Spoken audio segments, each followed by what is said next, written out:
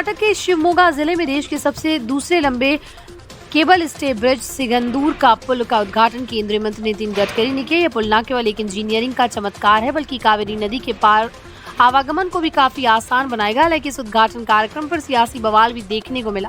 कर्नाटक के मुख्यमंत्री सिद्धारमैया ने कार्यक्रम का बहिष्कार किया और सीधे प्रधानमंत्री नरेंद्र मोदी को पत्र लिखकर अपनी नाराजगी जाहिर की है। उन्होंने आरोप लगाया कि राज्य सरकार को इस महत्वपूर्ण कार्यक्रम से पूरी तरह से दरकिनार किया गया। सिद्धारमैया ने पत्र में ये भी लिखा कि ये पुल केंद्र और राज्य सरकार दोनों के संयुक्त प्रयासों से बना है, लेकिन फिर भी राज्य के निर्वाचित प्रतिनिधियों को नजरअंदाज करना लोकतांत्रिक परंपराओं का उल्लंघन है। इस पत्र के सामने आने के बाद कर्नाटक की सियासत में नई हलचल शुरू हो गई। राज्य सरकार और केंद्र सरकार के बीच परियोजनाओं को लेकर संवाद और समन्वय की कमी पर भी अब चर्चा तेज हो गई। मामला केवल पुल के उद्घाटन तक सीमित नहीं रह गया बल्कि अब राजनीतिक सम्मान और सहभागिता का मुद्दा बन चुका है। महाराष्ट्र की राजनीति में इन दिनों उद्धव ठाकरे और बीजेपी नेता प्रवीण दरेकर की एक मुलाकात ने सियासी गलियारों में हलचल मचा दी। दोनों नेताओं की ये भेंट भले ही निजी या सामाजिक रही हो, लेकिन इसमें पूरी बातचीत ने राजनीतिक चर्चाओं को हवा दे दी। सूत्रों के अनुसार मुलाकात के दौरान उद्धव ठाकरे ने पूर्व शिव सैनिक रह चुके प्रवीण दरेकर से भावुक अंदाज में कहा, आइए हम फिर से साथ आ जाएं। ठाकरे का ये बयान जहां पुराने संबंधों को याद करने जैसा था, वहीं उन्होंने ये भी जताया कि अगर दरेकर चाहे तो शिवसेना में वापसी के दरवाजे खुले। इस पर दरेकर ने हाथ से भरे अंदाज में जवाब देते हुए कहा, आप कहें तो आज ही लौट आऊं। हालांकि उन्होंने ये भी साफ किया कि वो अब बीजेपी के प्रति वफादार है और मौजूदा राजनीतिक परिस्थितियों में बदलाव का कोई इरादा नहीं रखती। ये मुलाकात भले ही दोस्ताना रही हो, लेकिन इसके बाद उठ रहे सवालों ने साफ कर दिया कि महाराष्ट्र की राजनीति में समीकरण कभी भी बदल सकते हैं। जया बच्चन अपने बेबाक अंदाज और स्पष्ट राय के लिए जानी जाती हैं। हाल ही में उनका एक वीडियो सोशल मीडिया पर वायरल हुआ जिसमें वो अपनी बेटी श्वेता बच्चन पर गुस्सा करती नजर आ रही। वीडियो में उनकी नातिन नव्या नवेली नंदा भी मौजूद थे। ये video what the hell Navya podcast से जुड़ा हुआ है जिसमें 3 पीढ़ियां खुलकर बात करती हैं। वीडियो में जया बच्चन श्वेता को कहती है, सिर्फ तुम ही जो लगातार बोलती रहती हो। इस पर श्वेता और नव्या दोनों मुस्कुरा देती हैं, लेकिन जया का गुस्सा साफ नजर आता है। श्वेता अपनी मां के अंदाज को समझती है, इसलिए उन्होंने बात को हल्के फुल्के अंदाज में लिया। नव्या ने भी माहौल को सहज बनाए रखने की कोशिश की। ये वीडियो इंटरनेट पर वायरल होते ही फैंस ने अलग अलग प्रतिक्रियाएं दी। कई लोगों ने इसे एक सामान्य पारिवारिक बातचीत बताया तो कुछ ने जया बच्चन के सख्त रवैये पर सवाल उठाए। भारतीय ऑलराउंडर रविंद्र जडेजा ने लॉर्ड्स टेस्ट की दूसरी पारी में नाबाद 61 रन की शानदार पारी खेली और इतिहास रच दिया। इस प्रदर्शन के साथ उन्होंने अंतर्राष्ट्रीय क्रिकेट में 7000 रन पूरे कर लिए और 600 विकेट पहले ही ले चुके जडेजा अब 7000 रन और 600 विकेट का डबल पूरा करने वाले भारत के सिर्फ दूसरे खिलाड़ी बन गए। उनसे पहले ये कारनामा सिर्फ कपिल देव ने किया था। लॉर्ड्स के ऐतिहासिक मैदान पर जडेजा की ये पारी और भी खास रही क्योंकि उन्होंने लगातार दूसरी बार वहां पर 50 जड़ी। इससे पहले भी वो इस मैदान पर अर्धशतक लगा चुके हैं। जडेजा अब इंग्लैंड की धरती पर लगातार 4 50 जड़ने वाले तीसरे भारतीय खिलाड़ी बन चुके हैं। इससे पहले राहुल द्रविड़ और अजिंक्य रहाणे ये कारनामा कर चुके हैं। उनकी बल्लेबाजी में संयम और आक्रामकता का शानदार संतुलन देखने को मिला। भारत की मुश्किल स्थिति में जडेजा की ये पारी बेहद अहम रही है और उन्होंने एक बार फिर साबित किया कि वो संकट मोचक हैं और उनके ऑलराउंडर प्रदर्शन ने भारत की उम्मीदों को जिंदा रखा और फैंस के दिल में एक बार फिर उनकी जगह मजबूत कर दी।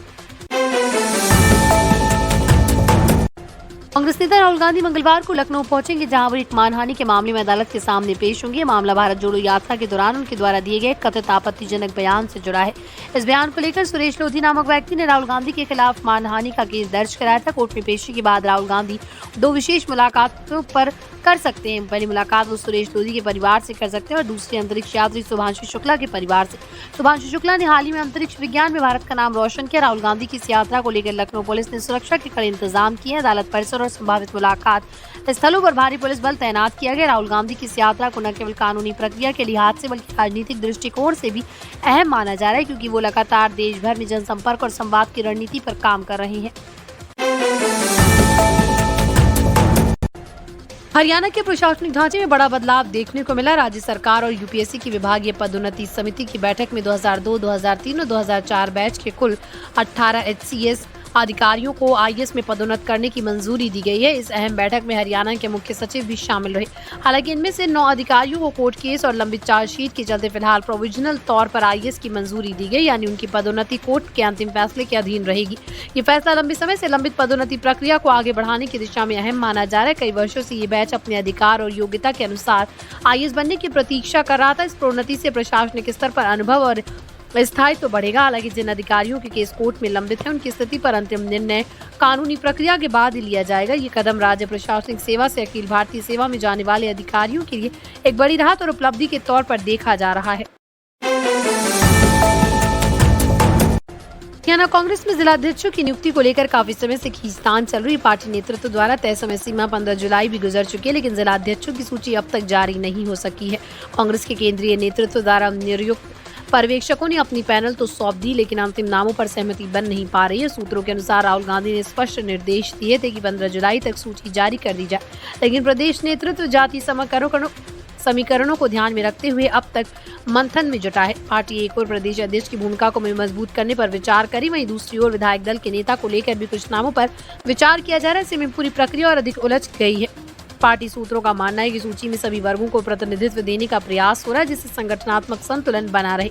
खासकर जाट, ओबीसी, दलित और ब्राह्मण नेताओं के बीच संतुलन बनाना नेतृत्व के लिए बड़ी चुनौती बन गया है। कांग्रेस अब जल्दबाजी के बजाय विचार विमर्श के बाद ठोस फैसला लेना चाहती है, ताकि भविष्य में अंदरूनी असंतोष से बचा जा सके।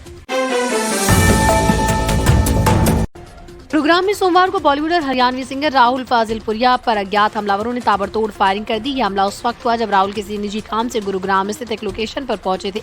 गनीमत ये रही कि इस हमले में उन्हें कोई चोट नहीं आई और वो बाल बच गए। राहुल फाजिलपुरिया हरियाणा के युवाओं में खासे लोकप्रिय हैं और रैपर एल्विश यादव के करीबी दोस्त माने जाते हैं।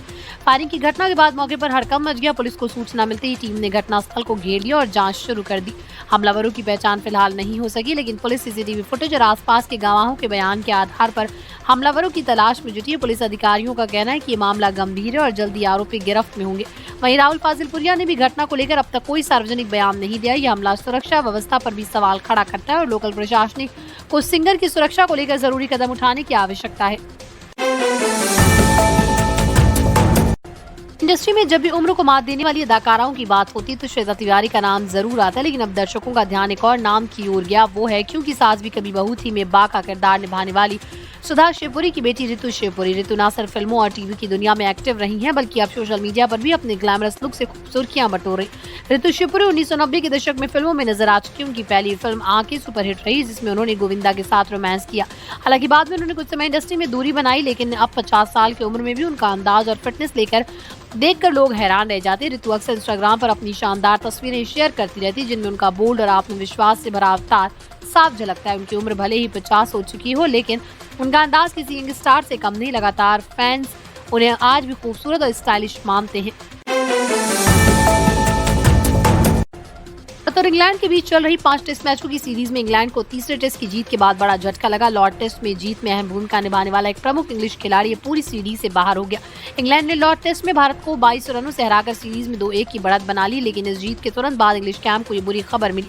लॉर्ड टेस्ट में शानदार प्रदर्शन करने वाले इस खिलाड़ी की चोट गंभीर पाई गई और इंग्लैंड क्रिकेट बोर्ड ने इसकी पुष्टि करते हुए कहा वो आगे के दोनों मैचों में हिस्सा नहीं ले सकेगा। ये खिलाड़ी गेंदबाजी और बल्लेबाजी दोनों में शानदार फॉर्म में था और टीम के लिए मैच विनर साबित हो रहा था। अब 23 जुलाई से मैनचेस्टर में खेले जाने वाले चौथे टेस्ट से पहले इंग्लैंड को उसकी भरपाई करने के लिए नए विकल्प तलाशने होंगे। इस फैसले का असर टीम की रणनीति और संतुलन पर पड़ सकता है। वहीं भारत के लिए ये बड़ी राहत भरी खबर हो सकती है, क्योंकि इंग्लैंड की ताकत थोड़ी कमजोर हुई है।